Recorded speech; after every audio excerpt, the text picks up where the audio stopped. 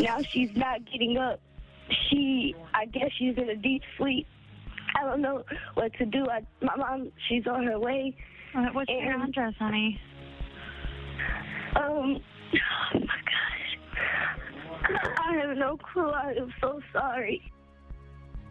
Some scary moments for a 10-year-old girl, and now a message from the Marion County Sheriff that all of us need to hear. With fewer people using landline phones, does everyone in your house know how to call 911 from a cell phone?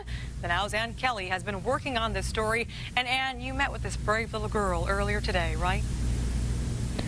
The brave little girl, Candace, who called into the 911 center, the Marion County 911 center where I am right now, just hours ago. Now, before I get to what we can learn from her story, let's actually hear her story. Jasmine Nichols is her name, sitting down with me today, telling me she woke up this morning to find her grandmother on the couch. She was unconscious, wouldn't wake up. So this 10-year-old went to the phone to dial 911. But the tricky part here, the family's landline was down. So I needed to find her cell phone. But see, I didn't know where it was. I was going through her purse. I was looking through her bedroom and everything. Then I just started crying. I didn't know what to do. I thought that this was just the end. And then I stopped to think for a second, and I looked on the floor, and there was her cell phone.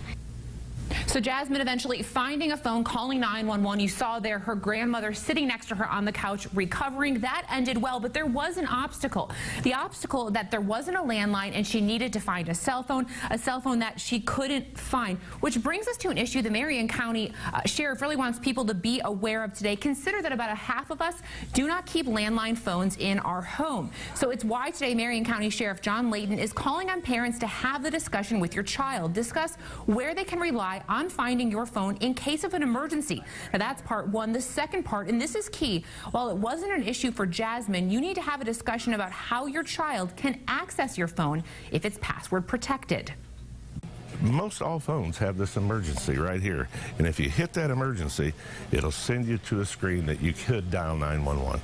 So those are the kind of things you have to show the child: how to get the phone on, how to bring up the screen, how to get to this screen, and then hit the emergency. Then they can dial 911, but it won't confuse them as much as you think it will. They'll pick it up. And finally, I'm not done yet. The third piece of information you need to really make sure your child is aware of. It sounds silly, but where they live. Even for Jasmine, this was a problem when she was on call with dispatchers. She had to go outside and find a street sign so she could tell them where she was located. Because when you call on a cell phone, unlike with landlines, it is not as easily traceable. So if your child does use a cell phone to call 911, they need to have some type of information to be able to tell the dispatchers where they are located. Reporting live on the east side, Ann Kelly, RTV6.